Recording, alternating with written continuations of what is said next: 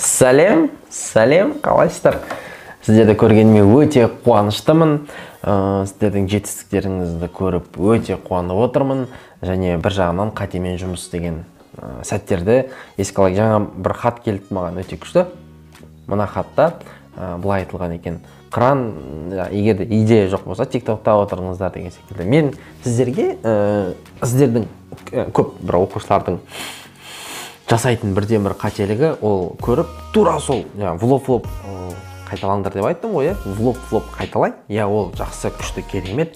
Бірақ енді ары қарай сіздер ол идеяны, бұл бір инструмент, бұл бір фундамент.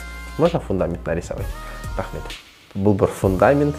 Ол фундаментті ары қарай сіздер өздеріңіз идея ретінде развивать ету керексіздер, ары қарай соны қолдану керексіздер. Дәл сол секілді, мысалы кешегі біздің өзімнің футболкамда көрсеткен болатынмын. Ал бір қыз кухнясында жасапты. Ол однотон, кез келген однотонды нәрседен ана эффекттерді қолдана беруге болады. Үлкен жасыл стена болса, соны өзгертеңіз барып. Бұл бір инструмент ретінде сіздерге бердік. Ал енді кеттік ары қарай. Бүгінгі біздің өтетін сабағымыз, біз бүгін сіздермен историядағы активностьті кішкене қайтадан көтерейік, соны үйренеміз. Скрин жасап, ең ыңғайлы моментті ұстап алу. Яғни, мысалға, қазір менің басым ұстап ал деймін. Менің басым жан-жақта ұшып жүр мына видеода. Сіздер ең бастың тура орнына келген кезде сіздер скриншот жасап алу керексіздер. Енді дәл осы инструментті біз Instastories-те қолданамыз. Instastories-те адамдар ұстап қалып скрин жасау керек. Скорее всего, ол бірінші попыткадан шықпайды. Скорее всего, оның саусағы дұрыс болмаған келесі сторисқа көшіп кетеді. Анау бірақ победитель болу керек. Ол қайтадан артқа қайтады, қайтадан ұстайды, қайтадан оның бәрі тач деген. Ол сіздің инстаграмыңыздағы алгоритмді көтереді, активностьті көтере бастайды. Сол үшін бұл жерде момент қандай? Бұл жерде қайтадан қайталаймын. Егер де сіздің кез келген продуктыны қоюға болады. Мысалға, егер де сіз, мен енді кроссовкаға помешанный адаммын, егер де сіз кроссовка сататын дүкен болсаңыз, бұлай жасайсыз. Яғни, мен сіздерге қазір фундаментті бердім, ары қарай сіздер өздеріңіз кішкене развитие жасап. Егер сіз жай for fun дейді ғой, just for fun, қызық үшін болса, өзіңіздің суретіңізді жасаңыз. Бірақ, главное, бұны қолданыңыз. Ең басты, бұны қолданған дұрыс. Яғни, не үшін екенін біз түсініп, не үшін екенін, енді біз оны не үшін екенін түсініп алдық, ары қарай өзіңіз дамыта беріңіз. Бұл эффект жасау үшін біз екі бағдарламаны қолданамыз. Біріншісі PicsArt, екіншісі Videolip. PicsArt бағдарламасын ашамыз да жаңа проектті бастаймыз. Одан кейін инструменттерді басамыз және вырезетті таңдаймыз. Адамды бассаңыз, ол скорее всего искусственный интеллектпен адамды таңдап береді. Бірақ бізге толық адам керек жоқ, сондықтан біз осы төртінші инструментпен адамды осылай кесіп аламыз. Дұрыс кесу үшін үстіңгі сол жақтағы терезеге қарайсыздар. Тағы да бір инструмент бар, ол бірінші инструмент. Сіз олмен просто бояй саласыз керек участканы. Мен қазір үшінші инструментті қолданып адамды таңдаймын да, және өшіргішпен просто адам денесін өшіре саламын.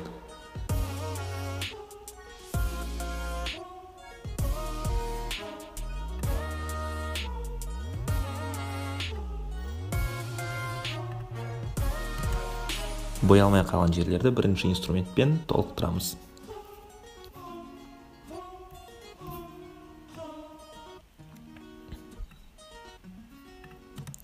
Далее басамыз, одан кейін сохранить. Загрузить фото. Болды. Енді тағы да бір рет осы бағдарламаны қолданамыз. PicsArt ашамыз да жаңағы фотоны қайтадан жүктейміз. Соңына қарай тартамыз да, соңында кисти деген инструментті табамыз. Онан кіргеннен кейін бірінші инструмент таңдайсыз да, одан кейін түсті таңдайсыз. Желательно қара қолдану керек, бірақ қара көрінбей қалса, өзіңіз қандай түс дұрыс болады деп ойлайсыз, сол түсті примерно қолданасыз.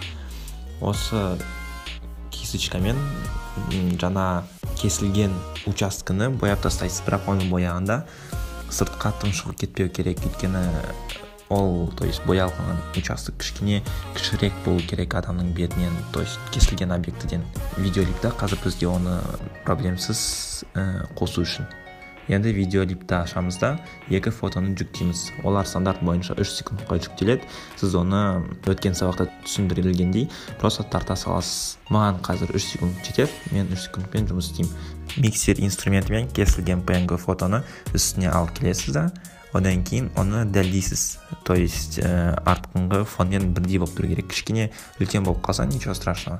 Одан кейін видеоның ең басын алып келесіз да, астыңғы оң жақта ромбикті басасыз. Ол бізде өткен сабақта түсіндіргендей ключ деп аталады. Бірінші ключті сол жаққа қоямыз. Одан кейін то есть басты аламыз да, әртүрлі позицияларға қойып шығамыз. Әртүрлі позиция қойып шығамыз. Анда ромбиктер автоматтан қойылады өз бетімен. Где-то ортасында фотоны қайттан орнына алып келеміз. Где-то 1 секунд сол жаққа тағы да бір нүкте қоясыз. 1 секунд сол жақта тұру керек. Адамда шанс беру керек та, скриншот жасауға. Одан кейін тағы да ауыстырып отырасыз позициясын.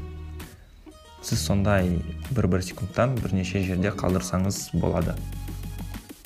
Ол сізде 3 шанс беруіңіз мүмкін, өйткені 15 секунд ұзақ қой, где-то 3-4 рет сіз адамның бетін орнына алып келуіңіз керек. Бірақ екінші нүктені сол жақта қойуға ұмытпаңыздар.